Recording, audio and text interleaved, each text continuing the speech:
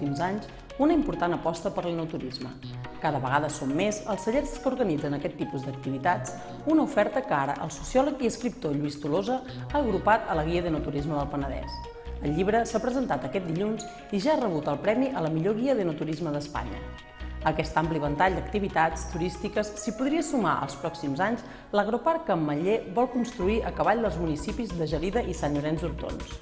L'empresa ha fet públic aquesta setmana el projecte després de les crítiques rebudes per part de Bosch Verd. Els ecologistes havien denunciat que l'espai es vol aixecar en sòl no urbanitzable. Al Baix Penedès ens fem ressò de la desarticulació d'una xarxa d'estafadors que llogava pisos ficticis a través d'internet. El cervell de la trama és un romanès veí del Vendrell. Aquests són només alguns dels temes que podrà trobar al 3 de 8 d'aquesta setmana, que també inclou una àmplia agenda amb les activitats nadalenques que es fan a la comarca. Vinga, a treballar! Those Christmas lights light up the street. Maybe they'll bring her back to me.